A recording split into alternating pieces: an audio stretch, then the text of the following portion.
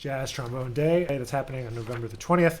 We're having some great guest artists. We have 2 virtual guest artists sponsored by BAC, Best American Craftsman Trombone Company, based in Kansas City. They're bringing 2 of their artists, Jeffrey Miller, from originally from New Orleans, living in New York, TJ Norris, a former student of mine from Florida State, and he is also now in New Orleans playing with the Dirty Dozen Brass Band, and he also plays bass in a lot of bands, and he's just doing lots and lots of great things.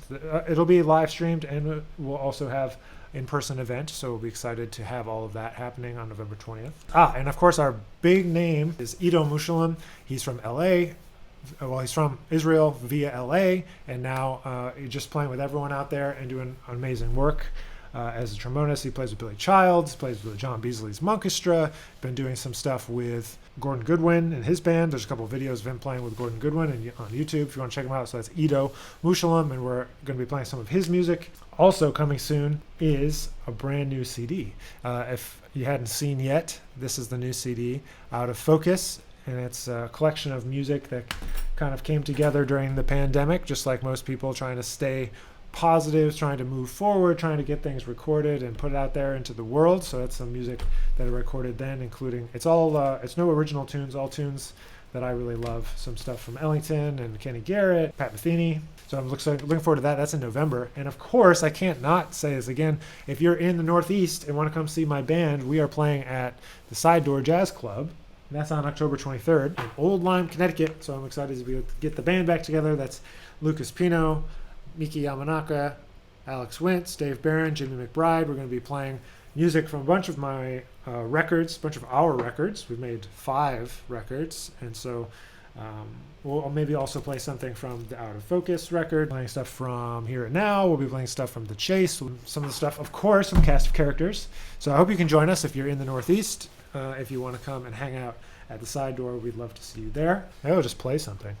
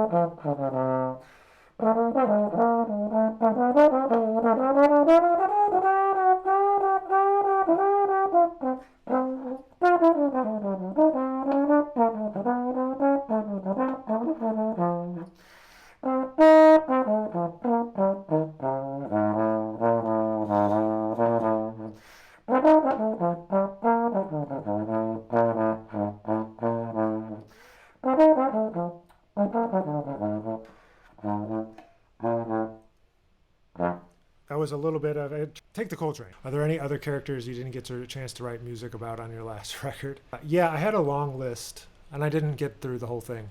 The record seemed to come together, and I just kind of left it alone. So there were others. And then they were all kind of supposed to be archetypes of people anyway, not necessarily directly being about one particular person or another, although some kind of ended up being that way.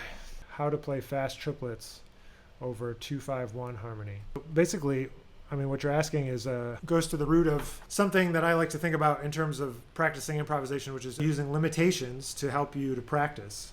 And so what I mean by that is like, okay, you want to play harmony, 2-5 harmony, in this case. So let's take this, I was playing an F, so we'll take 2-5 and F.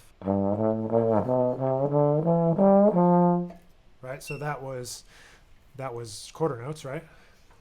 1, 2, 3, 4, 1, 2, 3, 4, 1. So then you say, okay, well now I'm going to say only use eighth notes. So you say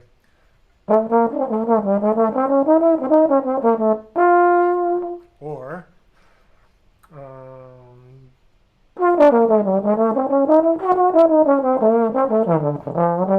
whoops, I broke my own rule. I played some other rhythms.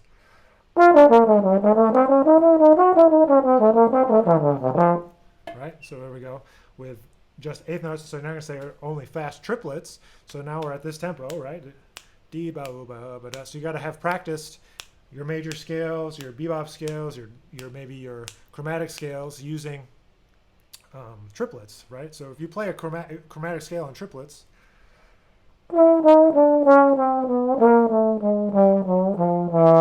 you get a diminished arpeggio. So I don't know if you knew that, but you do. And so if you play a diminished arpeggio in triplets, the chromatic scale, you get the diminished arpeggio in triplets. So if you play that, plus maybe, you play C Dorian, and then I get, right? So all I played was C Dorian in triplets. And I switched to chromatic.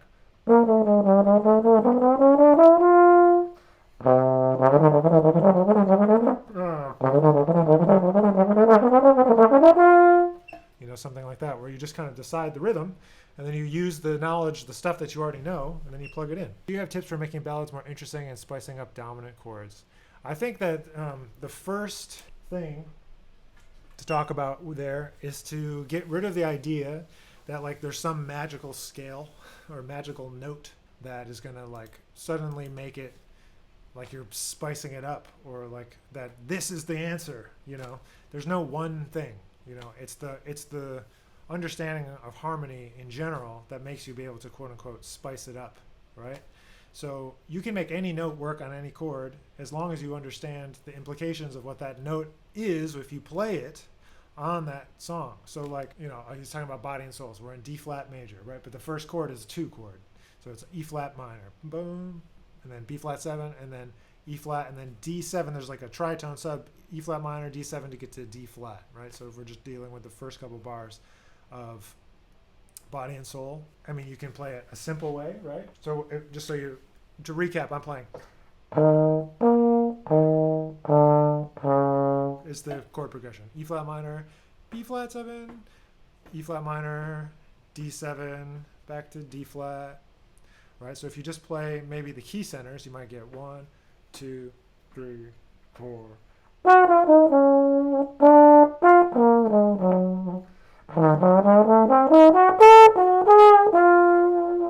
Right? So it's pretty simple, just playing the key center of D flat, just playing E flat minor, B flat 7, E flat, and then you go to D7, and then to D flat. So if you say, okay, I want to spice it up, well, maybe you want to play like tritone triad pairs. So that would be like 3, 4. I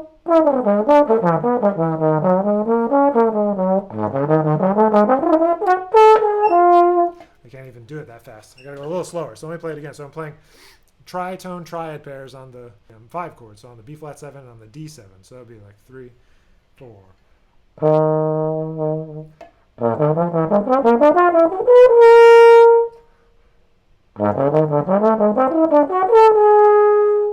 I'm just playing B flat and E, and then A flat and D. I mean, there's like a million things you could do, but if I'm going to say I'm going to stay on that same chord progression and play something else, try to play what I just played like in context. 3, 4.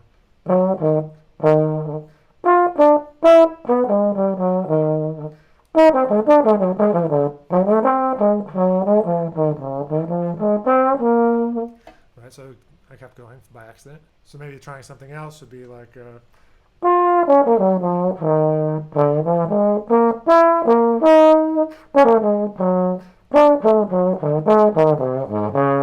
just being kind of spelling it out. And they say, okay, I don't want to do that anymore. I want to do diminished.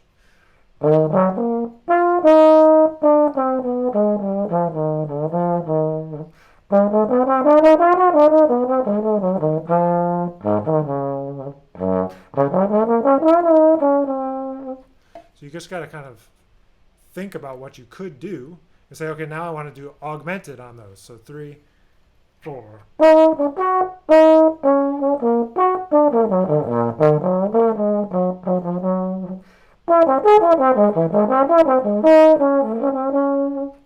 Right? There's not that many things, I always like to talk about kind of like an 80-20 principle, like that 20% of the information gets you 80% through 80% of situations. So when you're talking about, trying to spice up a dominant chord, it's like there's not that much to do, right? There's only so many chord alterations. You can alter the 9th, the 11th, and the 13th.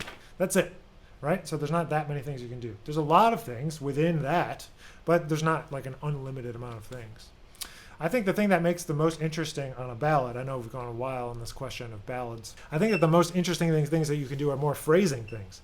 You got to create tension and release. You got to create musical moments within what you're doing to make them interesting. It's not just notes. It's more about how you're playing the notes. It's not about just, oh, it's only this, or oh, it's only that. It's all of those things kind of combined. I find it difficult to understand the 2-5-1 progression. Is there a way I can approach it with ease? Yeah, there's plenty of ways. There's lots of ways to approach a 2-5-1. To make it simpler, 2-5-1 is the kind of generic term for like, yeah, this is the chord progression in jazz. But really what you need to think about is that most of jazz is only 5-1. Most of music is only 5-1. All music is really about tension and release. And there's so many ways to orchestrate tension and release with notes, with rhythms, with sound. There's an unlimited amount of ways, but it boils down to only that fact. So a 2-5-1 progression is going from 1 probably first, maybe, you establish the key, and then you go to the 2 chord, which is subdominant, meaning it's not the 1 chord, it's not home, but it's also not tension, right? So it's like medium. I like to think of it as like 3 levels, right? So 1 is like tonal, it's in the key, it feels safe, it feels home. Subdominant, which is like 2 or 4, or maybe 6 in some cases, is going to feel not like home, but not like we've really gone anywhere. And then the 5 chord, the dominant chord, is the journey, right? It's that journey, it's the tension that gets us back to the release of the 1 chord again. And so to kind of eliminate as much noise as possible, all you got to think about is just the 5 chord. How am I going to play the 5 chord and resolve it to the 1 chord? That's all it is. So you got, F7 to B flat. You can play a scale, a major scale. You can play a diminished arpeggio. There's a lot of ways to do it, a lot of tools to use, but essentially it's all the same. It's all just going 5-1, 5-1, 5-1. And so a 2-5-1 in a particular key is all just different representations of that key. So if we're talking about B flat major in this case, C minor, F7, and B flat are all made up of the same notes. You're just starting and emphasizing different pitches. So C minor emphasizes C, E flat, and B flat. F7 emphasizes F, A, and E flat. Those are the notes that are defining that sound. And then you get back to B flat, and the important notes are B flat, D, and A. So it's the same 7 notes. There's only 7 notes in a major scale, but it's saying these 3 are the important ones, and the other ones are now passing notes. Right? So C, E flat, B flat, F, A, E flat, B flat, D, A. That's kind of how you would try to break it down. So I hope that makes more sense to you. It's all just one key center. So anytime you see a 2-5-1, you can just play the major scale that goes with all 3. That's the first level. Do you know of an idiot's guide to improve that you would suggest? I don't have a particular book to recommend if you're talking about jazz harmony or something like that. It's just learning to play the piano and learning how harmony works. Learn how voice leading works. Learn to play chord progressions on the piano. The best thing you can do, learning from the greats. Learn the vocabulary, right? So transcribe solos. Learn the scales. Learn the modes. Learn the 7th chords. Learn the triads. So I approach it in a way where I approach jazz improv. I teach improv class, and when we do these type of things, and in my lessons and everything, it's like there's all kinds of things that we need to practice, but it's like there's vocabulary, there's tunes, like the raw building blocks of jazz, and then there's improvising, right? All of that stuff plays into you as an improviser and you as a soloist. And so you have to do all of those things. So if you don't know your scales, you got to be able to play the scales. And that's major scales, minor scales. So there's 4 parent scales, right? There's major, melodic minor, harmonic major, harmonic minor, right? 4 parent scales. And then we have our synthetic scales, or synthetic scales, so they're not in like a key, like augmented, diminished, whole tone, chromatic, right? There's 4 of those. So 4 parent scales, 4 synthetic scales, and you're going to be there, right? There's all kinds of other scales that people make up, and then there's the modes of each one, right? So for the parent scales, there's 7 modes. The synthetic scales, there's not. There's like 1 chromatic scale, right? There's 2 whole tone scales. There's 3 diminished scales. There's 4 augmented scales, right? You see how that works? So you just have to learn the building blocks, right? Triads, 7th chords, everything that happens within a key. And then you got to learn solos, that's vocabulary, licks, solos, that stuff. Learn tunes. The language is in the tunes, man. Learn bebop tunes, and then practice, and then improvise. So take everything and let it spit out the other end. I have books, I put out books, but it's not about books, man. It's like about playing. It's about doing, It's good. Learn the building blocks, play along with the records, learn the vocabulary, learn the tunes, and you'll be on your way, man. And so it's not just for jazz, like this same concept applies to if you're learning to play in a funk group or a pop and rock group or a salsa band or free improvisation, modern classical improvisation. Like you just have to listen so you can understand what the concept is and be able to recreate it on your own. Like if you don't know what it's supposed to sound like, there's no way for you to ever be able to improvise in that way. Just like if you had never heard the English language being spoken, you'd have a very difficult time communicating in that language, right? Just reading it in a book is not the same as communicating in a language. And that's what jazz is. That's what improvising is to me, is a language. So you got to learn it like you learn a language, right? You imitate, just like when you were a baby. You imitate what you're hearing until it sounds like what it's supposed to sound like. And then you can communicate in that language. And so you learn words, which are like triads, 7th chords. And then you learn sentences or phrases, which are phrases, right? Then you learn tunes, which is like memorizing a poem or something, or like learning to say a certain phrase, learning the Pledge of Allegiance or like whatever, something you got to memorize, and then eventually you're free to just converse. You're free to just play. So it works the same way. And that's how I've thought about it for a long time and how I teach it. Favorite live concert record? Well, it's actually 2 concerts, but it's J.J. Johnson live at the Opera House. And I would normally say J.J. in person. If you read the liner notes and then learn the story, it's like a dubbed in fake live concert. So it's not that one. So I would say those live at the Opera House ones. That's in Chicago. There's 2 on that record that I combined into one. There's 2 concerts, an LA concert and a Chicago, I think, concert. Favorite orchestral record that inspired you to compose? I don't know that there was one. I wasn't inspired to compose by classical music so much as playing in big band, playing and doing a lot of Duke Ellington's music, and how he would take simple things and find ways to expand them. And then just writing songs, I guess I didn't come at it from like an orchestral classical composition kind of thing. I mean, I'm still trying to read that Rimsky-Korsakov book, Principles of Orchestration, that one. But yeah, I am working on a new record, so I've been composing a lot the last couple of weeks. But yeah, I'm working on this new record for this Chamber Music America piece that I got this grant for. So trying to put that together. That's for my band as well, the sextet with Lucas and Alex Wintz. And so it's trombone, tenor, bass clarinet, and guitar is the front line. Pretty much starting from June, I started the first part of what I always recommend people do when they're writing music more, composing more, is to just start writing. So in June, I started just write anything, not the piece, just like write stuff to start to get things going and get the creative juices flowing, get the ideas flowing, all of that sort of stuff. And I always try to get into like, I definitely think of like seasons, it's like right now I'm focusing on the trombone, right now I'm focusing on teaching, right now I'm focusing on composing, right now I'm focusing on performances. I can't do everything at once, so it's kind of like I got to focus on, well, now I'm doing this and now I'm doing this, trying to make time for all those things. As a horn player, how did you go about training your ears for hearing chords? Good question.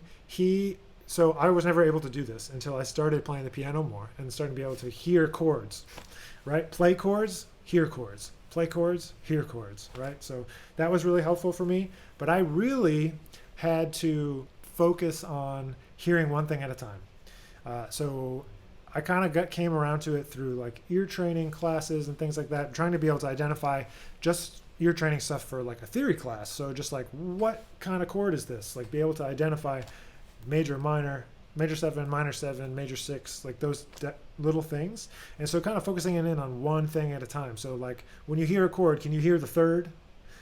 Is it major or is it minor? There's only 2 choices, right? Major or minor, the third.